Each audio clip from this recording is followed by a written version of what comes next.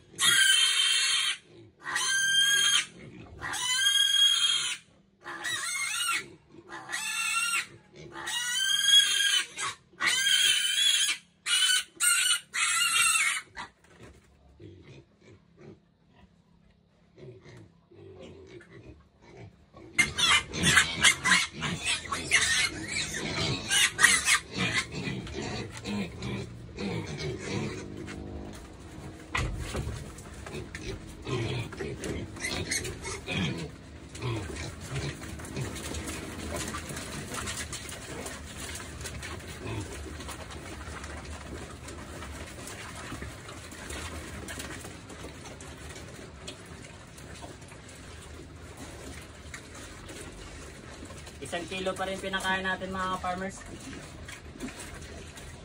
Tapos dinamihan natin ng tubig.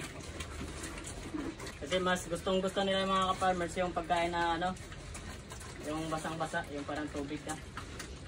Gustong gusto nila yan. So ganun pa rin, observe natin mga farmers. Yung status ng ano, pagdumi nila.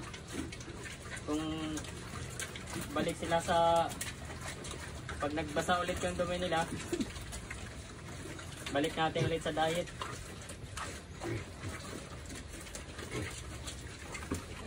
Kaya lang, huwag muna natin dagdagan at in-observe pa natin.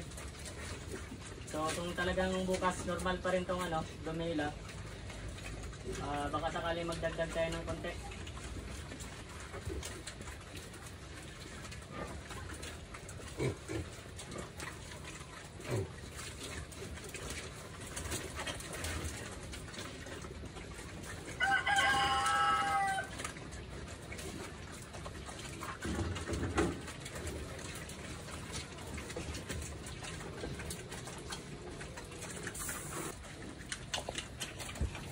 So naibigay na natin lahat 1 kilo mga farmers.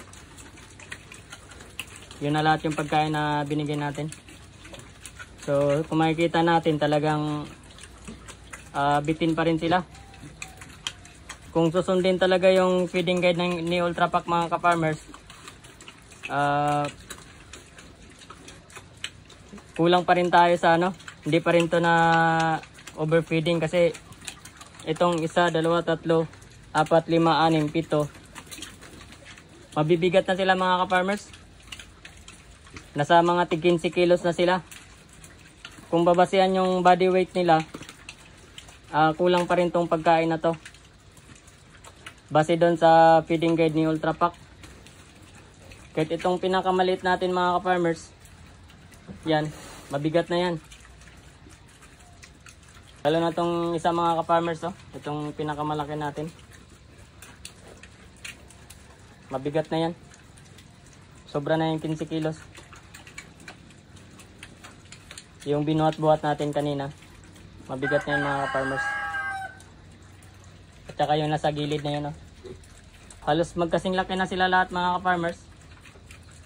Bali ito na lang talaga yung isa, yung naiwan. itong maliit. Itong isang maliit na to, mahabol na rin siya eh. Halos magkasing laki na rin sila. So tingin ko magdadagdag tayo bukas mga farmers. 1 kilo per servings, bitin pa rin mga ka-farmers. Mukhang kailangan natin magdagdag. At itong pinakain pala natin mga ka-farmers ay purong starter ito. Bali nag-transit tayo from Piggy Bloom into starter. Hindi na tayo dumaan ng pre-starter mga ka-farmers. So ito ay base lang din sa aking pag-aaral. Bali inaaral ko pa rin to kung anong magiging result ng ating mga alaga. Kasi nung una gumamit tayo ng pre-starter nung nakaraang batch natin. At medyo worst yung yung experience ko ng pagdumi nila nun. Dumating tayo sa point na nagtuturok na tayo ng antibiotic. So ito, sinubukan natin na direct starter. Tingnan natin kung ano magiging result nito mga ka-farmers. Since nag-aaral pa rin tayo sa pag-aalaga ng mga baboy.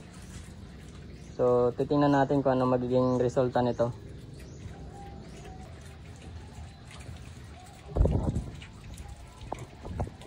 So ganun lang yung paraan ng paglilinis natin mga ka-farmers. Bali binuhusan natin ng tubig yung flooring. Yung lugar na kung saan sila dumudumi. Tapos drainage natin. Tapos naglagay tayo ng rice hull na tuyo. Para makasiguro tayo na walang existing water na maaaring sisip-sipin nila. So yun yung ginagawa natin mga ka-farmers. So mag-ano na to dito, 19 days na tong mga beef natin dito. Hindi pa rin tayo gumagamit ng purong tubig talaga na paglilinis dito. Para mapanatili natin na tuyo yung area nila. Tapos kahit gano'n na sila katagal mga ka-farmers, wala pa rin amoy.